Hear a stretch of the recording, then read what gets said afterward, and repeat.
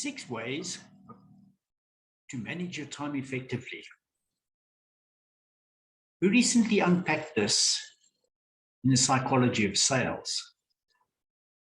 So let's consider for a minute, how much time is spent with my owners or my clients? Do I confirm my appointments and plan my calls so that they're closely clustered in a geographical area?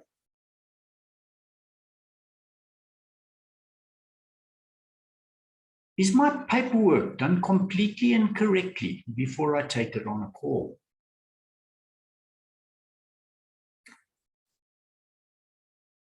Am I willing? Do I plan and practice my presentations and closes? Am I willing to meet with owners at their convenience instead of mine? Do I frequently take non-productive coffee breaks and non-working lunches?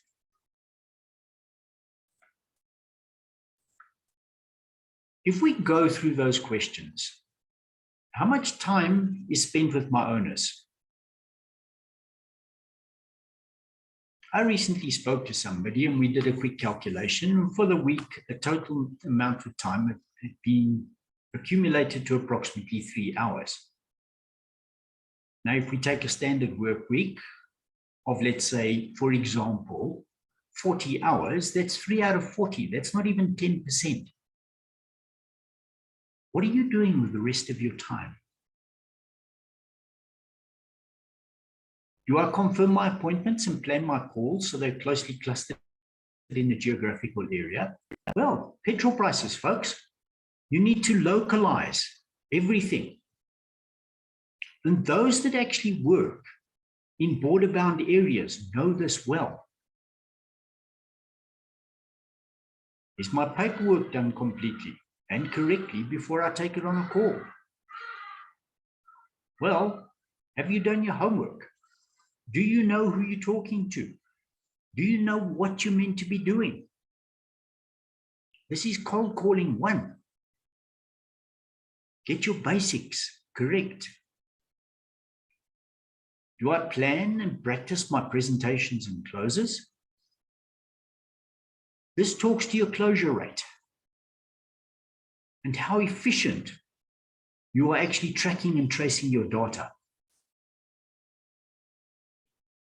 Am I willing to meet with owners at their convenience instead of mine? You have a diary. You have your time blocks. So what you do is you approach your client and you give them 2 times. Can we meet on Monday at 10 or Tuesday at 4?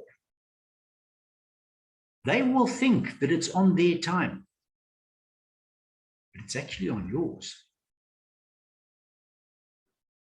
And do I frequently take non-productive coffee breaks and non-working lunches?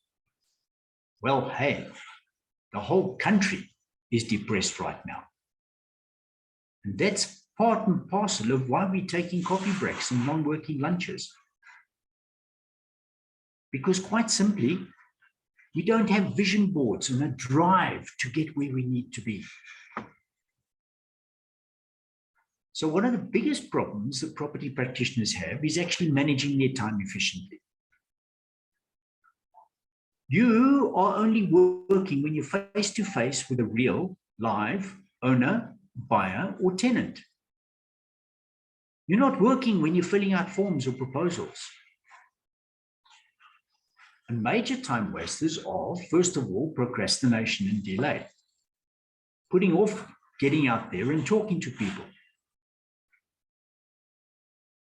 You waste time also when you're not prepared to close, or you don't close, or you don't ask for the sale often enough. So you have to go back again and again and again.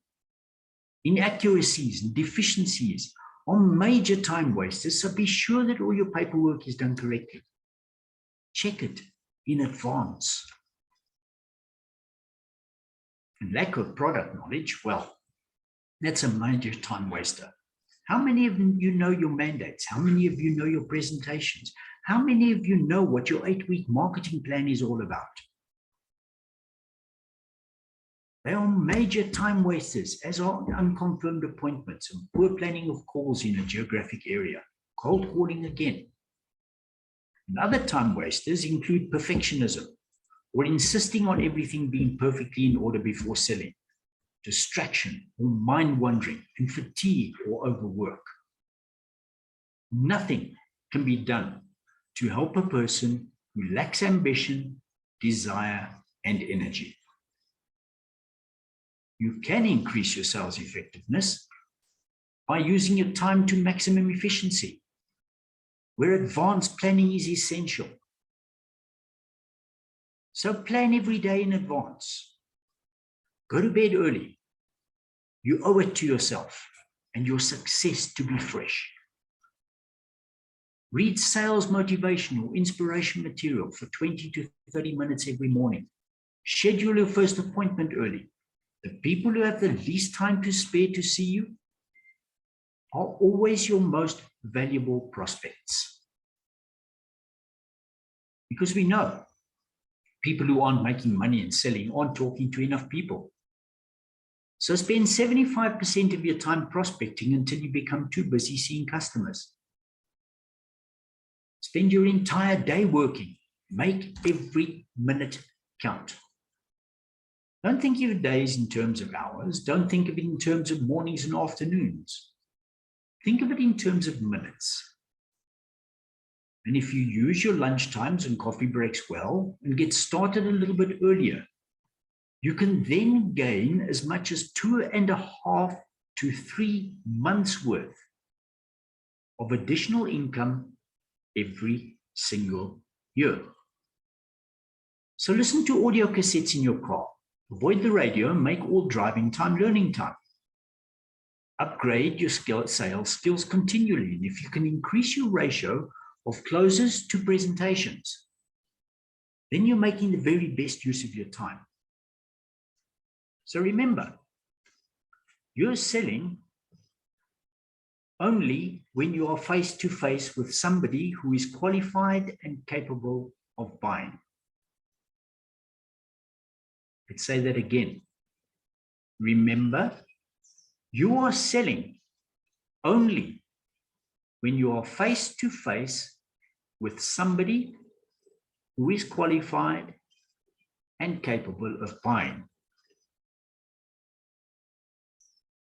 Got that? So let's give you a little bit of self-help. Write this down and then go through them on your own time. List 5 ways in which you habitually waste time. Got that? List 5 ways in which you habitually waste time. Yes, I know this is painful, but consider you wasting time. List 5 ways, write them down. Point number 2, explain how you could use your time more effectively regarding those 5 points you just put down. And then explain how you could increase your ratio of closes to presentations based on your answers above. Food for thought? I thought so at the time. Manage your time effectively. It's to your own benefit.